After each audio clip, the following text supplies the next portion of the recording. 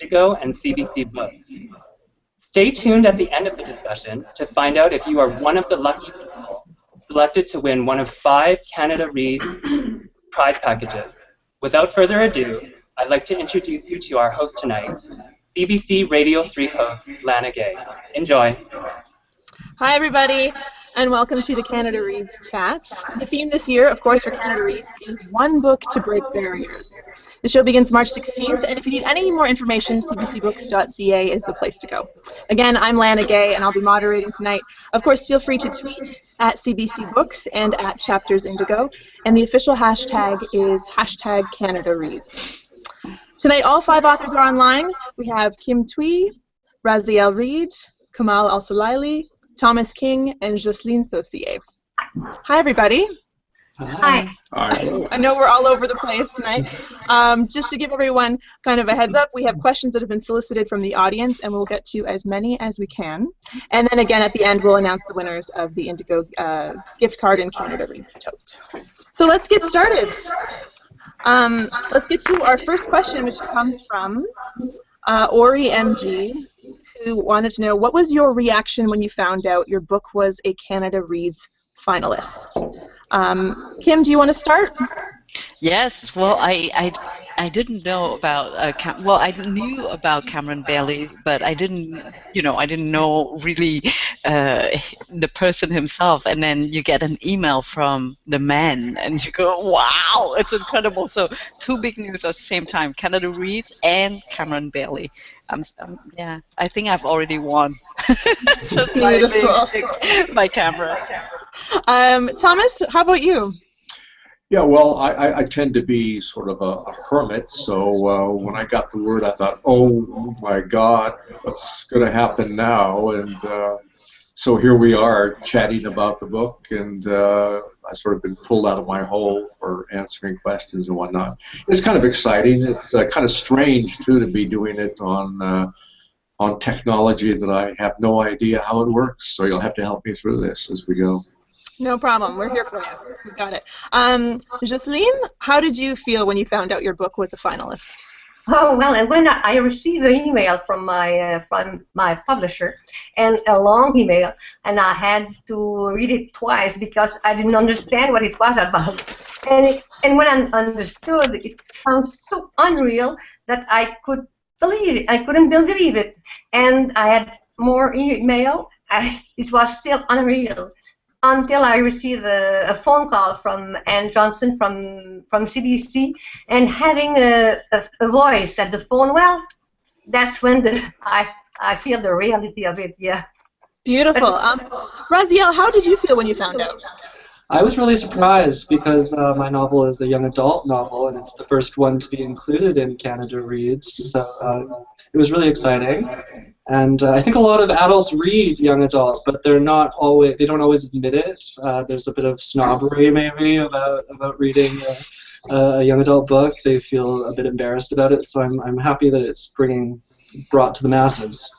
Beautiful. And Kamal, I think you're actually farthest. You're in Hong Kong right now. I am in Hong Kong indeed, yes. And actually I was in Bangkok when I heard the news, and because with emails being hacked and everything, it was kind of a dagger operation. I just got a message from my editors saying, check your confidential email, and I sent you a message, and I was like, what is going on? What's happening? What did I do wrong? And then it was that I got shortlisted for Canada Reads, and I was surprised because I honestly didn't think that nonfiction book. This is the first year that nonfiction books have been part of the competition, so I'm just really happy about that. Fabulous. The next question comes from Ariel Kwan, who wants to know what books have stayed with you. What are the books that you've read that have been very, very memorable? Anyone want to start? Kim?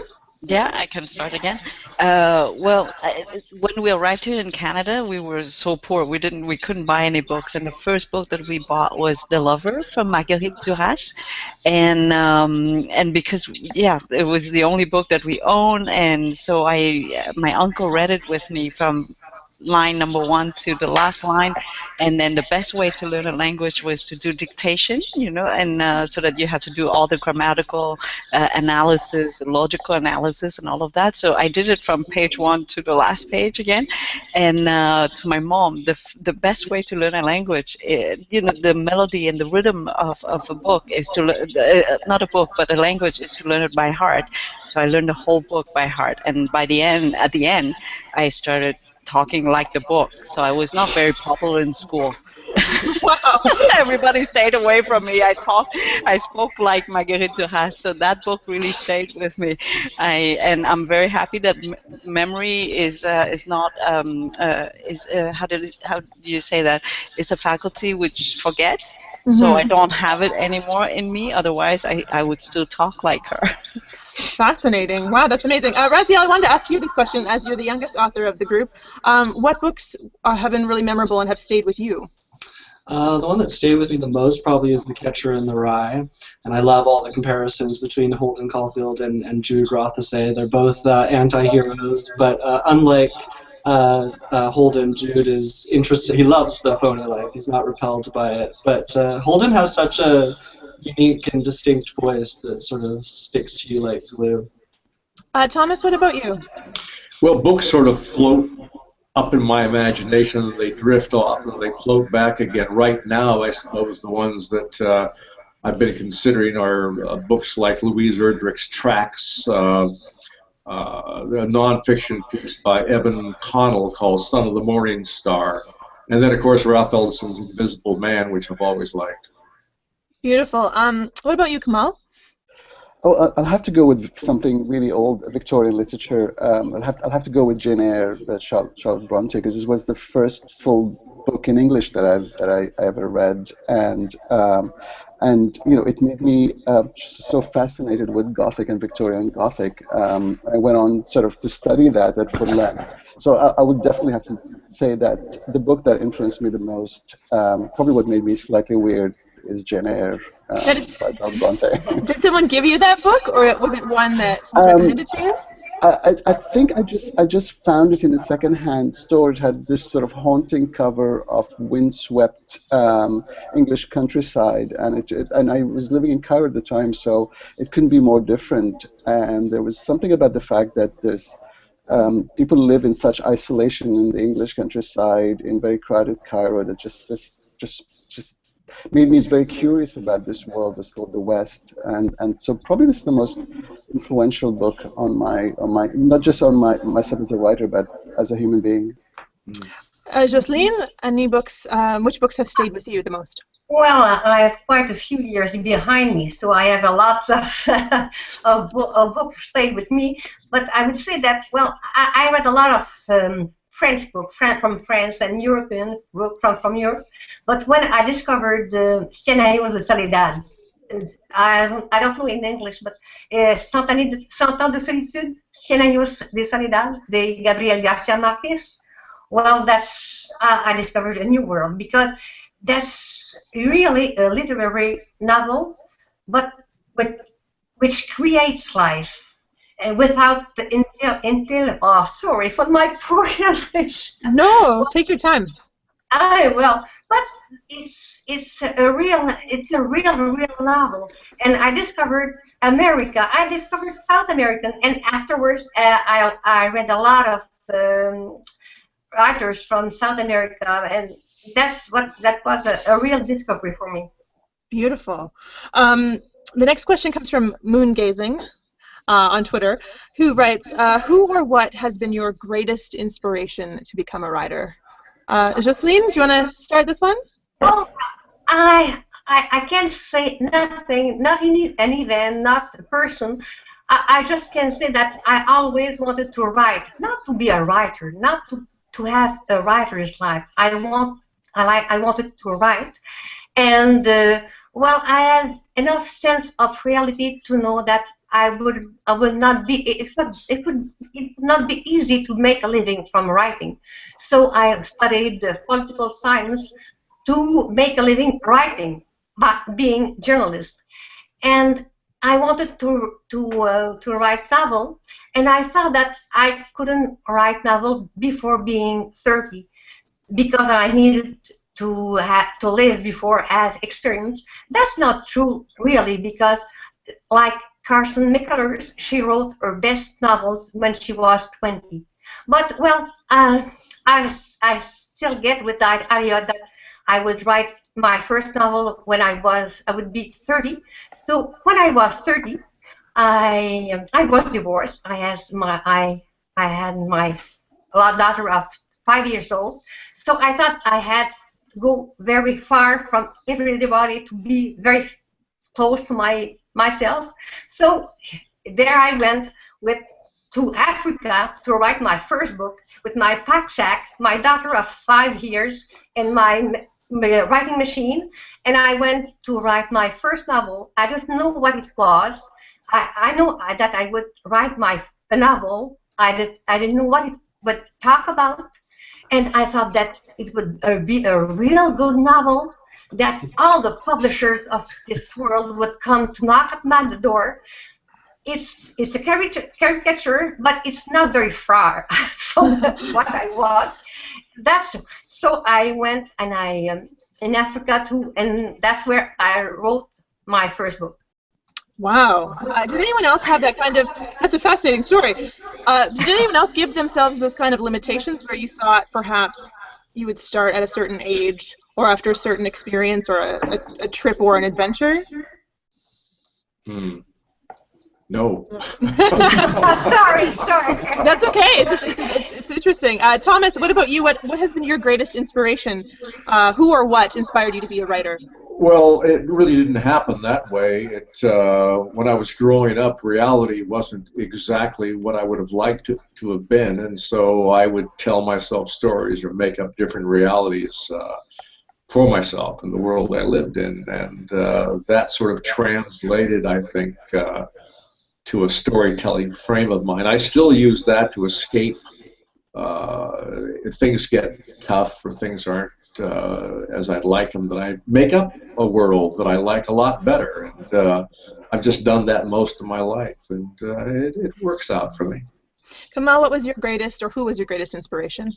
Well, I'll have to choose some, two people from different sides of my life. If I were to choose sort of fiction or creative writers, I would go with E.M. Forster, because A Passage to India was another book that was very influential on my. I mean, I'm the typical sort of son of colonialism, and so books that deal with West versus East have always been very inspiring. So another book is The Raj Quartet by Paul Scott. But while I was a student in England, I was very influenced by Michael Billington, who still is the theater critic for The Guardian almost 40 years later. And he had, I to look up his reviews, because I thought, what a way to make a living is just to go to the theater and write about it the next day. So I think, whether consciously or subconsciously, I wanted his life, and for about 10 years I had his life in Canada. So I would say those two men are huge influences on me. And Raziel, what has inspired you? What or who? Well, much like Thomas, I was always escaping from my reality and dreaming, and then I remember in the 7th grade I had a creative writing teacher who told me that I was a good writer, and it was the first time that anyone had ever told me that I was good at something, so I kind of stuck with it. And then as I got older, I think what has sort of inspired and motivated me the most is the word no, which writers hear a lot. There's so much rejection, and I think my family always thought I was a little crazy because I was leading this sort of rogue life. So I just wanted to prove everyone wrong. Did you ever thank your creative writing teacher? I haven't. No, but maybe she'll see this. Hi, Mademoiselle Ibra. Beautiful. Kim, and what or who has been your biggest inspiration? Well, of course, Marguerite Duras, because I learned, I learned her book by heart, but also because she did give a different view on Vietnam. We left Vietnam when it was at war and in transition, so it was a very dark Vietnam. And for the first time, I was old enough for once, and and to read a book which romanticize, how do you say that, to put, you know, to put Vietnam under a different light, a more romantic light on Vietnam, and then after that I would say Tim O'Brien, who's an American veteran of the Vietnam War, and he taught me how to see beauty in atrocity. And one of the images that I still remember is that him telling that a comrade would walk in front of him and his foot would step on a mine, and then even though your head knows that just a split second after that the soldier would be blown into thousands of pieces, your eyes cannot help but see the beauty of this man being pushed up mid-air, you know, suspended for a split second by the pressure of the mine, and so you know the atrocity that would come afterwards, but for that split moment, it was just beauty, and so I learned a lot from Tim O'Brien. But you know, I'm like Jocelyn, I liked to write, but I didn't know that I was going to be a writer. Actually, for my creative writing class, I got 2 zeros. No.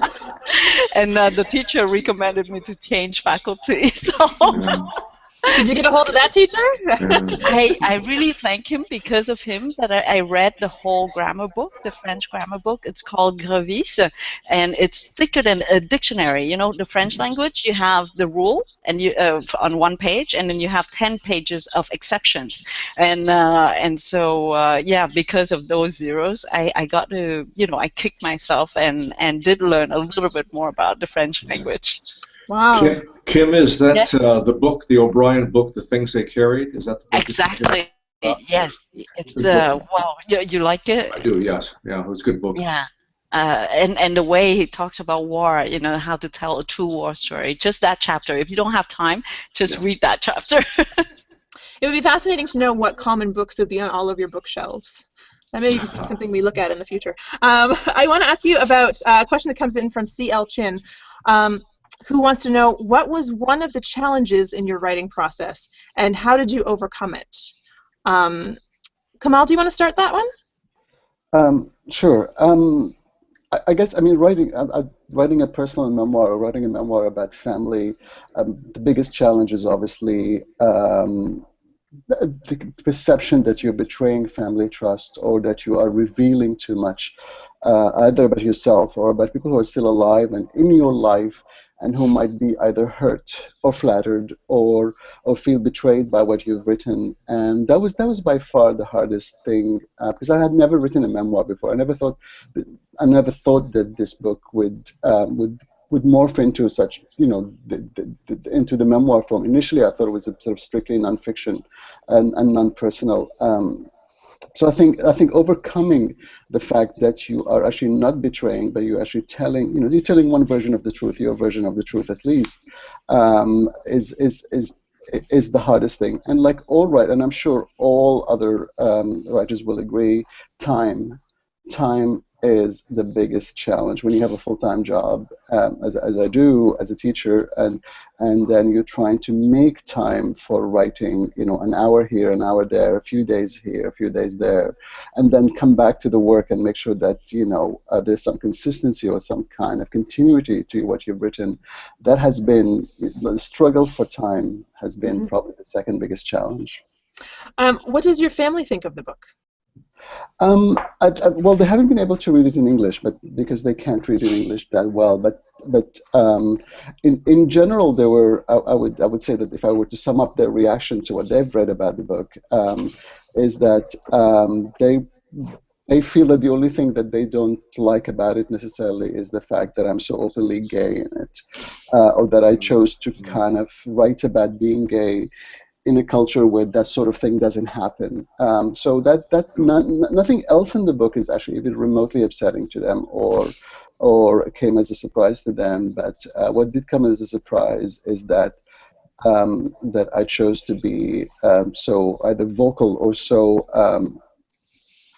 You know, until I started writing the book, I didn't even sort of think how much of a life force being gay has been in my life, and so that part has actually caused a huge rift between us because they don't believe that people, if you're gay, you should just keep it to yourself and do it on the side or something. When it comes to your book, Thomas, I wanted to ask you about what challenges arose while you were writing your book. Well, the challenge that always arises when I'm writing a book is getting out of the first chapter alive. I get lots of good ideas, and I'll start those, and I'll get a first chapter, but a lot of times I can't see a second chapter, or the thing doesn't have legs, and you put all that work into this first chapter, rewrites and rewrites and rewrites, and then you have to say, this is a bad idea. So that's the hardest thing, is to pick something that I can actually write a book about and not just, have this great idea. And so what's the easiest way, or what have you found in your time as an author? What is the best way to get over that? Well, there's no way to get over There's it. no way. It works or it doesn't work. And you don't know it until you plunge in there and do it. And I suppose you could say, well, that was a waste of time. But for me, I look at that as just another part of the learning process on writing. And I've got a better idea of what will work and what won't, what's going to have legs and what doesn't at this point. So I don't have too many of those anymore. But they're still there. They're still there. I'm working on a novel right now. I'm still in the first chapter. We'll see. Kim, what about you? What was one of the biggest challenges in your writing process? I would say guilt, because I was playing all day long. I used to work as an immigrant. I guess I had always worked a lot, and I think I like to think that I'm still working, but now writing to me is just a pleasure. In French, there's a word. It's called jouissance, and I don't know what is the word in English. It's more than pleasure, less than orgasm, but I don't know in between. It's something longer, right? Jocelyn, I'm sorry, I'm like writing that word down now. Right? And I've been looking for a translation for this word in English, and I cannot find it. And so I just feel very, very guilty just to spend my whole day playing with words and to have this privilege to sit down and to think and tell stories. But like Kamal has said, while you're writing, of course, you do think about the people who have inspired you, and maybe they can recognize themselves in the book, and they might not like it or disagree. But in my own family, though, funny enough, nobody has talked about the book or discussed with me about the book, because we have always agreed that we disagree about everything. I'm born in a family of politicians, and there are only 2 of them who got elected, but the ones who were not elected, they think that they're better politicians than those who got elected. So so we fight about everything. So that was fine.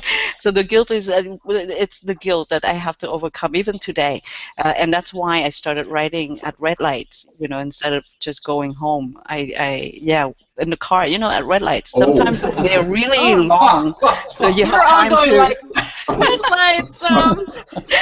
No, really. This is where my mind went to. We're going to have some fun with language here. We have to explore that concept.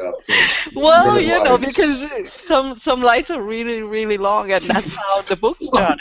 I was a lawyer before that, and then, with a normal job, and then all of a sudden, I started taking notes at red lights, and it turned into this text, which became a book. But so guilt. I'm still fighting against it.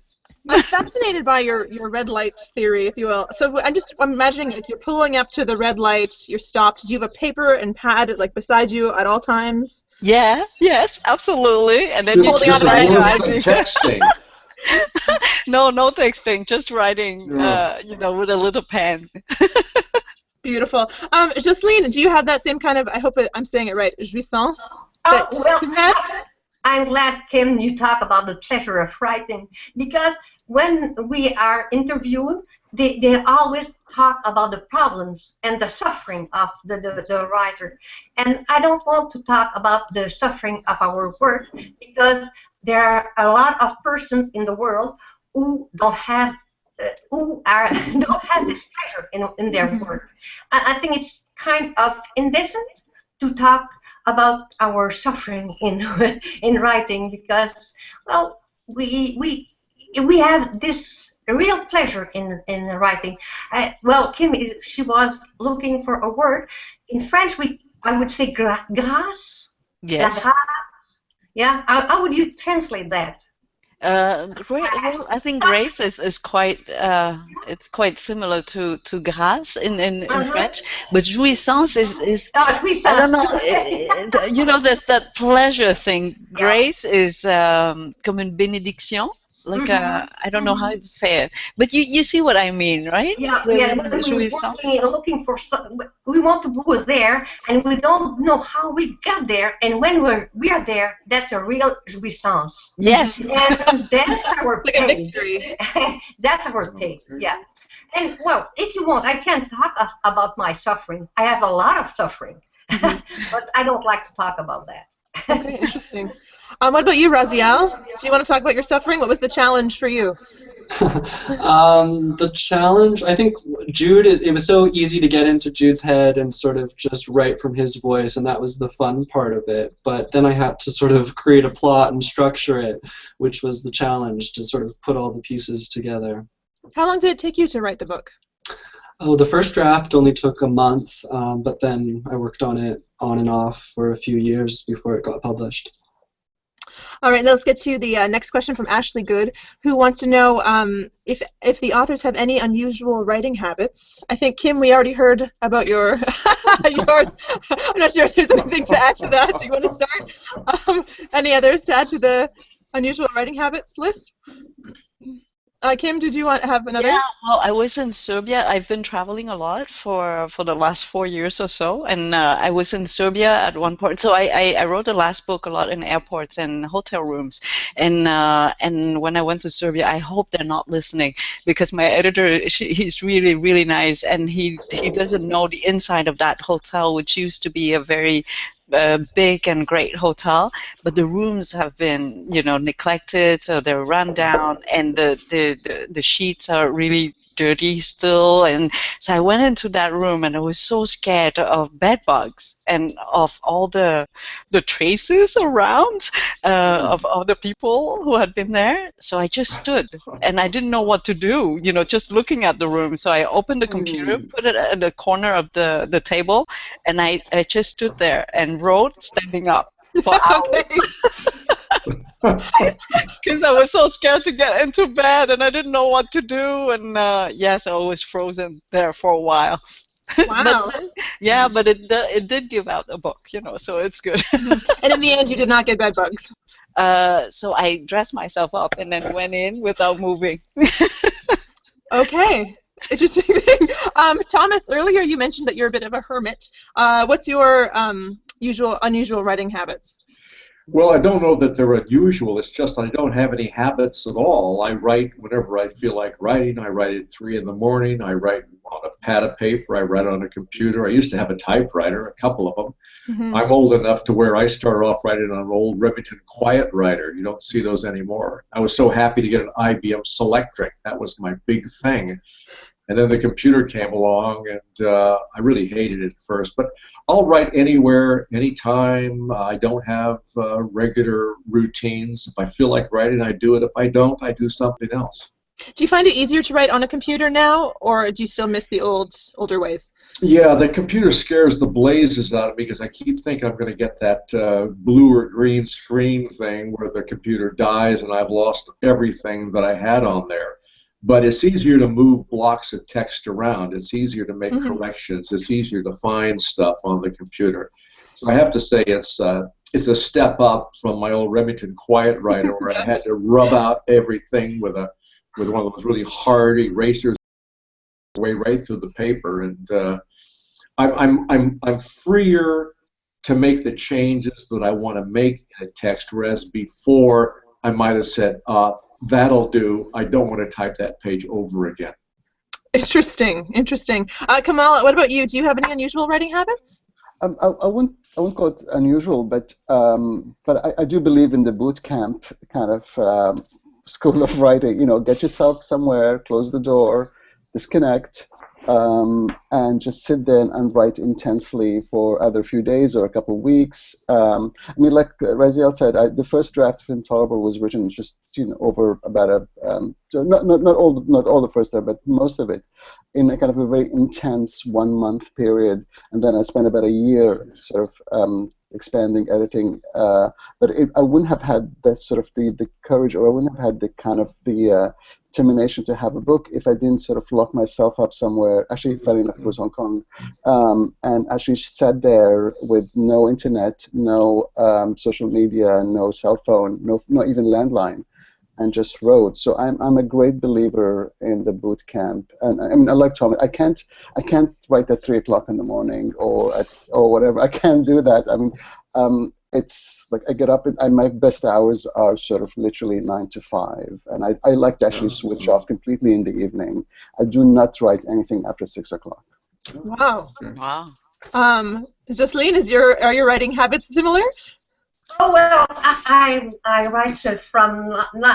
I have a friend who told me that I write as if I was at the factory, because I write from 9 to 5, from Monday to Friday, from September to June, because, well, I had children, so I followed their schedule, the school schedule, and working, and so I work quite every day, but I try to finish my day with something which is not finished.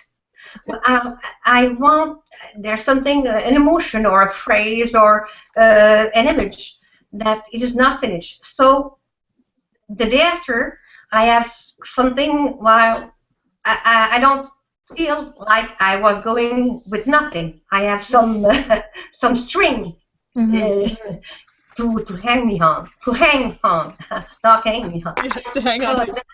That's, and I understood that well, to finish with my day with something which is not finished. There are a lot of authors who do that, like Hemingway. I read that he's doing the same thing. Yeah. Okay, and Raziel, any unusual writing habits? Well, when I'm writing, I sort of write all day, every day, and I just try to eat healthy and drink lots of green tea so that my mind is sharp. But when I'm editing, I say lots of Hare Krishnas and smoke some weed so that I can see it a bit differently. And it helps. It's like magic, I'm telling you. Fair enough. Okay, we've got some questions from some live viewers who are watching us as we chit chat. What books are you most excited to read next? What's on your table? What are you going to read next? Thomas, do you want to start?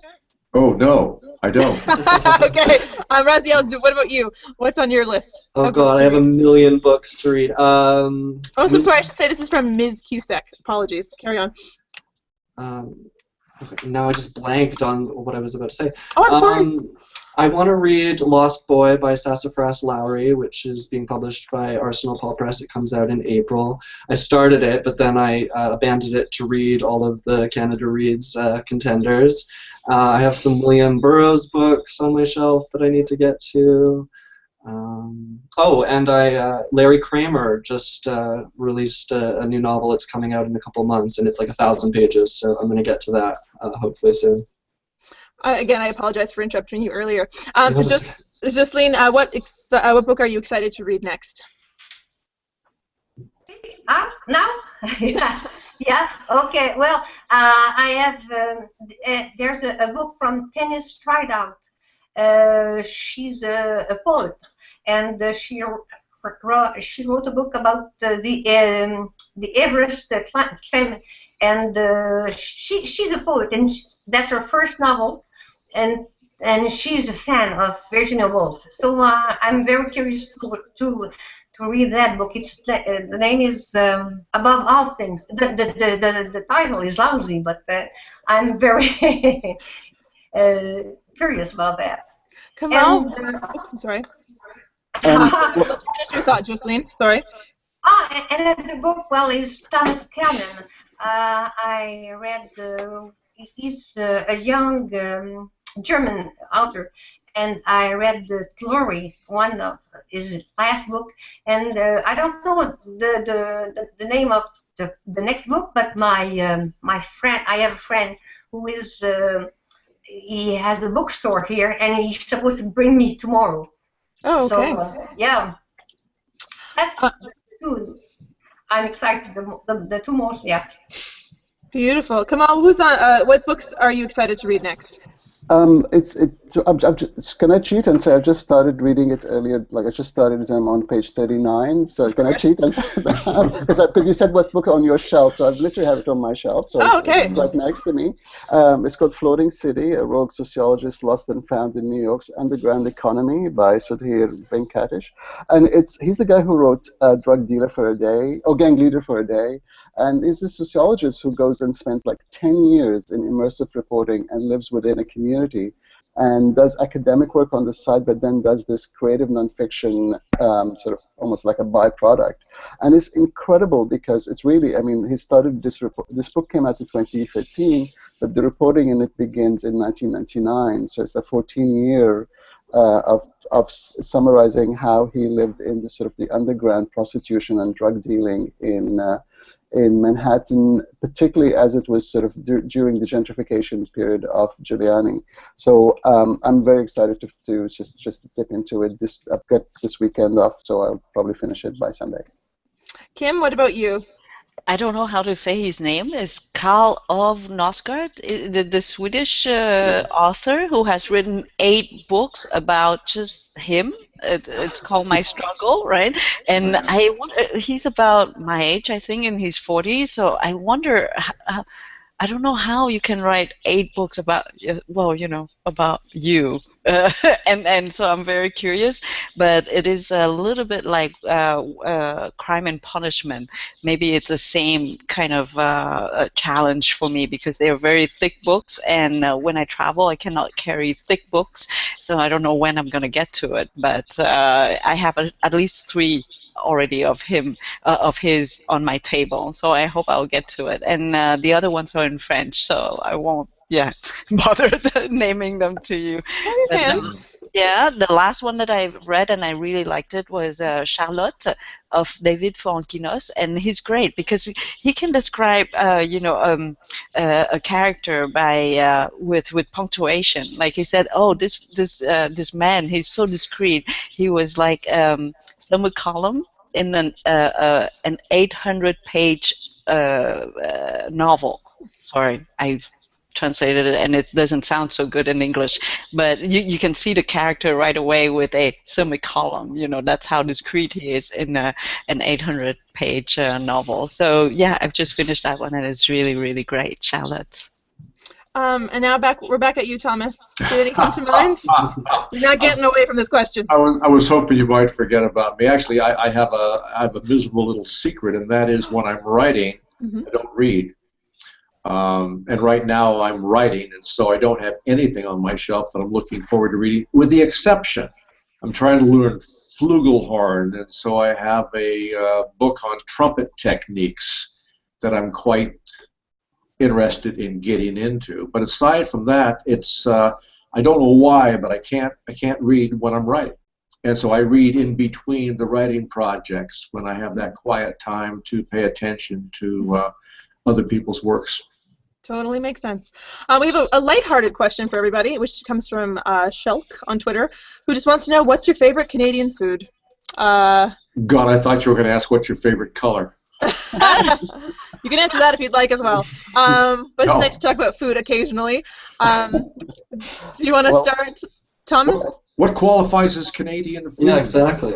Oh, there's something very typical of Quebec is poutine, right? The French fries with the sauce and the cheese, and I know that it's not good for your health, but it's a thing that I crave for when I come home after a long period of traveling. So and the best poutine is still in Quebec, I think, because now you can find poutine everywhere. We have exported that. It's not exactly pizza yet.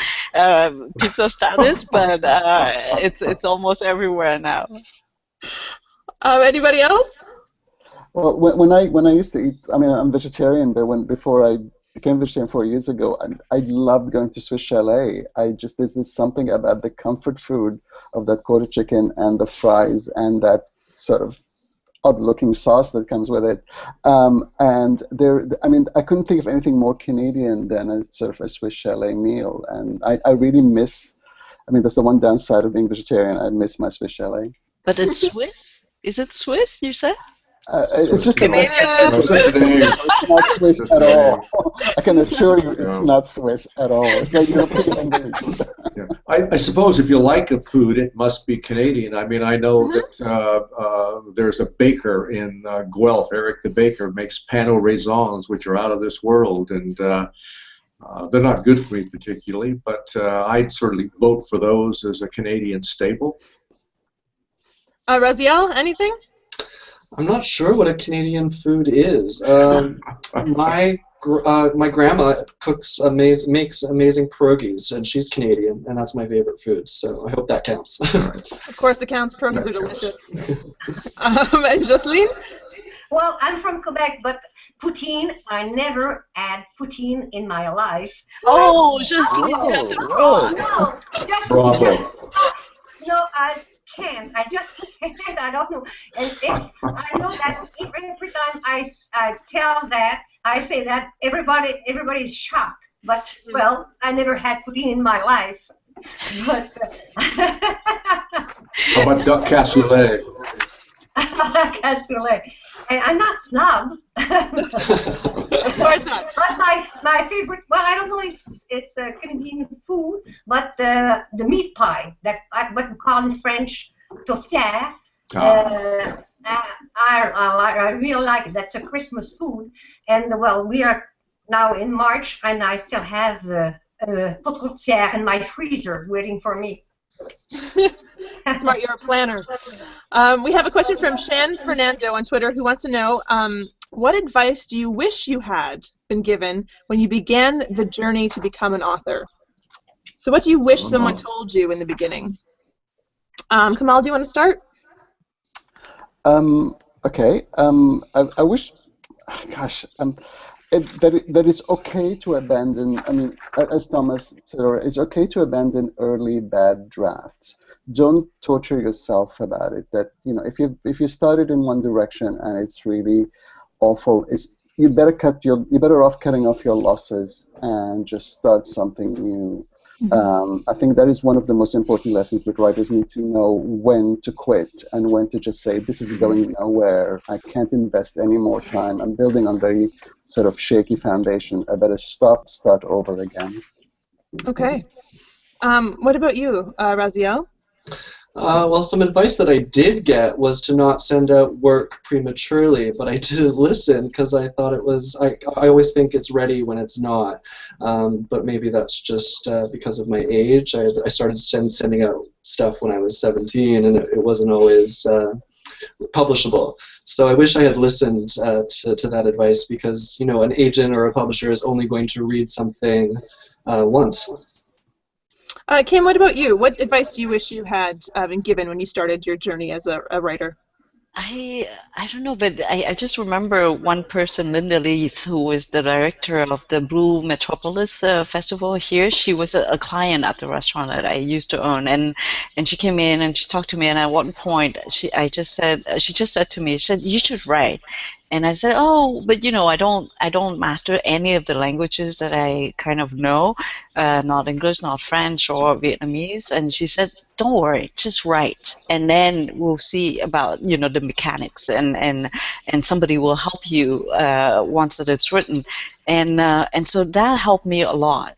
Just to have that freedom to say, just write for the sake of writing, because you love writing, and it doesn't matter where it's going to go or how it's going to work out. And that, I think, was the greatest the greatest advice that I had.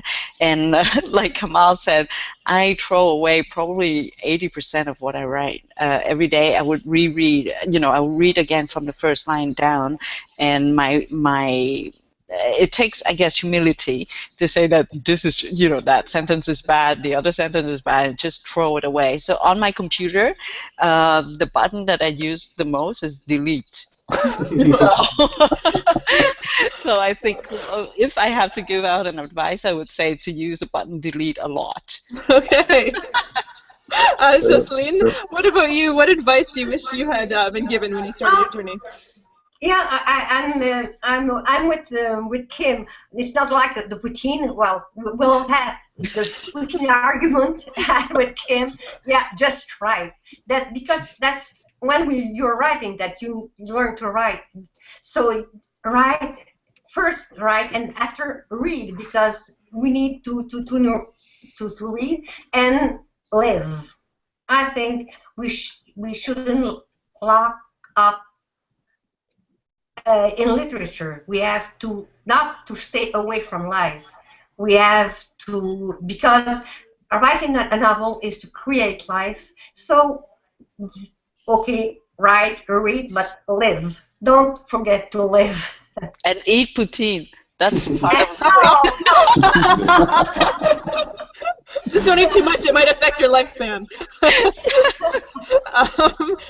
Thomas, what about you? What advice do you wish you had been given when you first started out writing?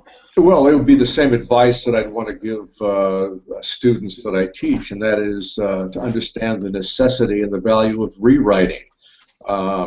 There really isn't any writing that takes place that's good writing unless you rewrite and rewrite and rewrite and rewrite. I know a lot of writers who think that the very first thing off their heads onto the page is going to be great. And it may look great at the moment, but I can tell you right now it's not. Mm-hmm. And the only way you get from point A to point Z on a good piece of writing is just to keep rewriting and rewriting until you're blue in the face. I thought about doing a book called First Chapter, where I just show all the first chapter versions of them. And it would be a very large book. But it's necessary. It sets up the rest of the book if that first chapter is good, but you've got to rewrite. I have a question for Kamal, which comes from David Decker, who asks you, has your love for Canada changed since your arrival? Whoa, okay. I have to be political here. I still love Canada. I don't like our current federal government and what it's doing. I don't like a government that divides people, that uses a divide and conquer politics. I don't like its war on science. I don't like its environmental policy. I don't like its lack of liberalism. But I love Canada. I don't agree with this government at all. And I write in the book that had I arrived in Canada during had I come to Canada during the Harper years, I probably wouldn't have liked it as much, because I would have felt very alienated in it. And I feel for newer immigrants who come in and are treated like second or third class citizens, especially if you come from an Arab and Muslim country. So I love Canada. I don't like the direction it is at the moment. So bluntly stated, I hope that's okay. Probably Cecil is going to be looking through my emails right now. Well, this is an interesting question for everybody. How has being Canadian influenced the content of your writing or the experience of being a writer? And that's a question from Joy Mills. Kim, I think both of those questions actually apply to you as well. Yeah, well, in my case, I don't think that I could have written that book without being Canadian. Number one, if I was only a Vietnamese, probably I would not have seen the beauty of the Vietnamese language or the beauty of the Vietnamese habits and traditions, because I'm just living them, and from the inside. For example, just the word "ru" in Vietnamese, mothers use it every day, so they don't realize how poetic that word sounds to me as a Canadian. Where we never say to a child, "I will lull you to sleep," up to sleep, and up to that sleeping moment. So the word in Vietnamese has this semantics, which is so beautiful, and also, I would not have seen the beauty of my mom taking the cheeks of the fish and give it to my father as a gesture of love. So I guess I have to be from the outside to look in, and also I think if I had not been Canadian. And I can see it with my parents, because if they had to write about their boat trip or their experience, their Canadian experience, they would write it from a Vietnamese point of view, because they arrived here as later on as an adult. and they would tell you a very different story. And I think if I could tell the story with a certain kind of lightness, it's because of the purity that I did acquire when I arrived here in Canada. And it's crazy to say, but to see the snow for the first time when you had never seen the snow and where you had never experienced cold, your head doesn't even have an interpretation for that sensation, right? It's the first time, so you don't know if you're cold or you're hot, or you don't understand that, just that impact on your body. And then after that, just to see that snow, white snow, because we arrived in March, and at the airport it was still all white, and we arrived from a refugee camp and from a war zone, so you cannot imagine the purity and the virginity of it. And I think that, and also the affection of the people who welcome us at that point in time, it really purified me, and it gave me a very different point of view, or new eyes to look into reality with, from a different angle than where I came from. What about you, Thomas? I'm curious to ask you about how being Canadian has influenced the content of your writing.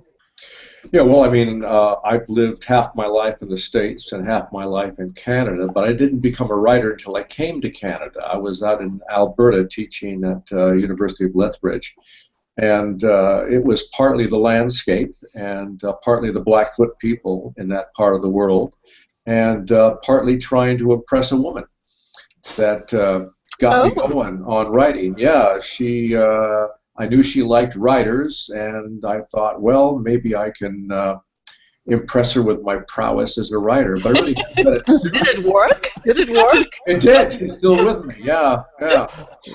Yeah, and I'm the better writer for it too. Let me say that. How many first chapters did you have to go that route? Well, I had a number of chapters. I cornered her by chapters in my first novel, which was Medicine River.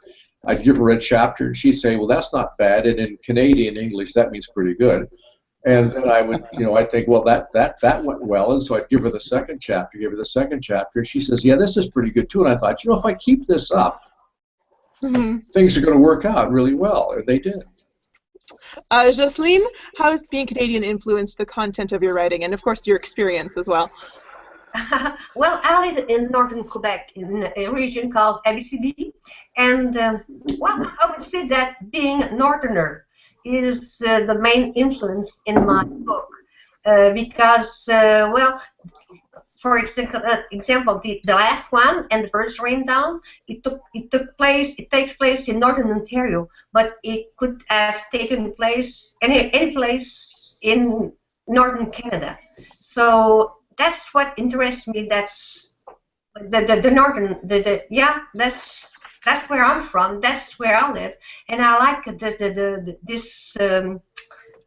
Well, that's country very young, and the pioneer spirit, and the sense of freedom, and well, I would say that being northerner is the main influence in my book, and if all my book take place in north of Quebec and north of Ontario, and That's it.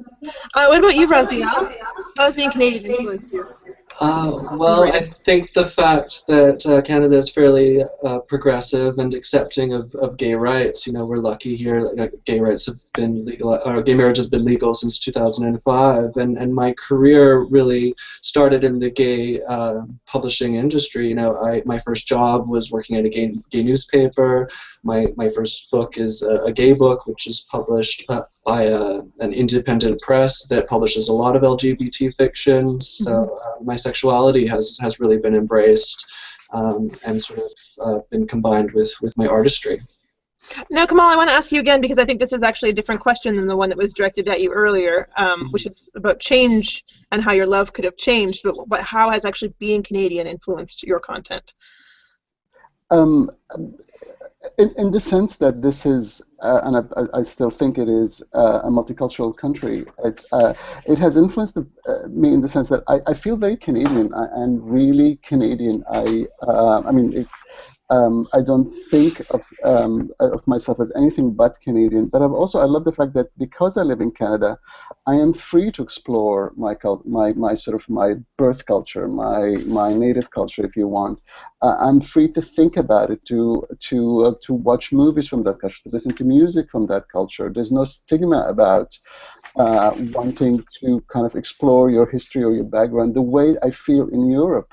For example, if you're not fully integrated and assimilated into the culture, I mean, you have to pay a price for that, and that sort of turning your back on that culture. And I did that. I did that for a long time. But I don't think this book could have been written the way it was if it weren't for Canada, because it allowed me the freedom to explore my past and to explore my connection to my past. And I do not want to sever ties to my past as I did when I lived in Europe. We have a question from Miss E. Walsh, who wanted to know, this is great because it incorporates the theme, but what books broke barriers, or a book broke a barrier for you as a teen? She's looking for books to bring to her teen readers. So again, what books broke barriers for you when you were a teenager? Raziel, I think you were the closest to teenage years.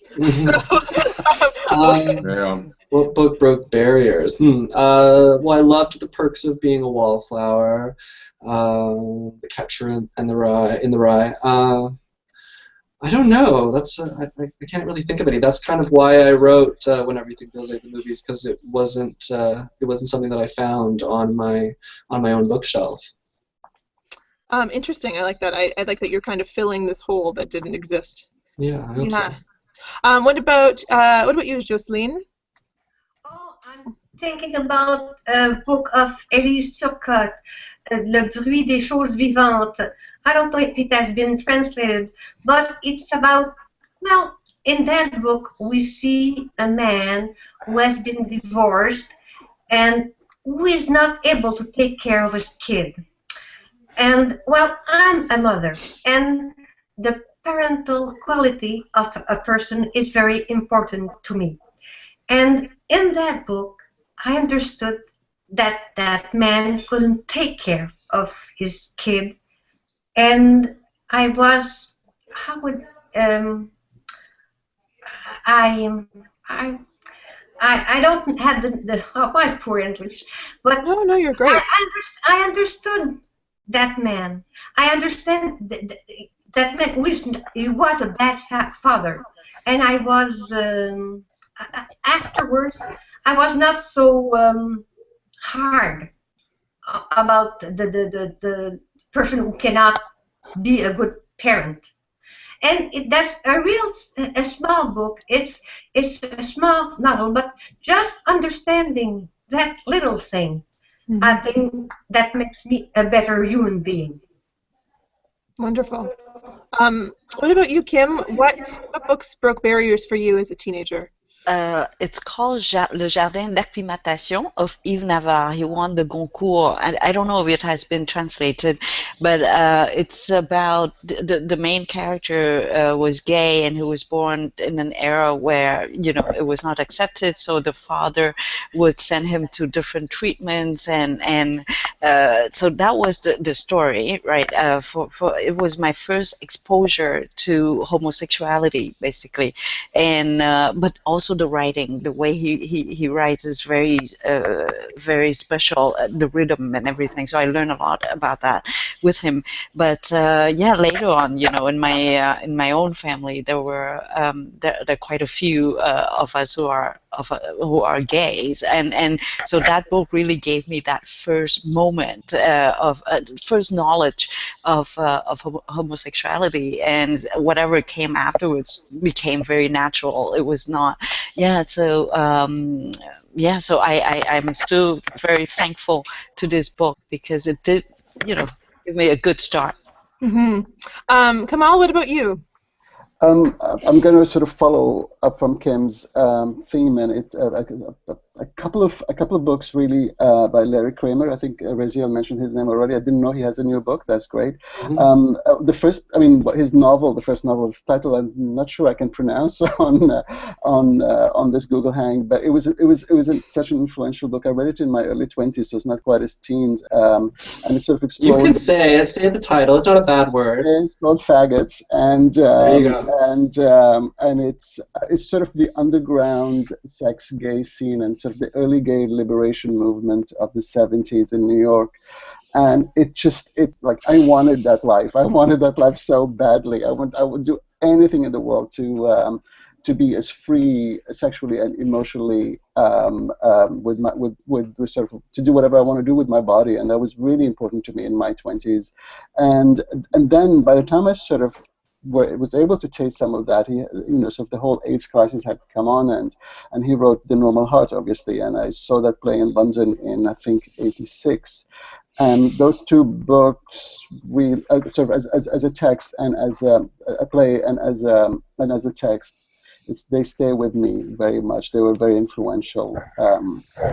It didn't deter me. Let's say it didn't deter me from wanting that life after all. And Thomas?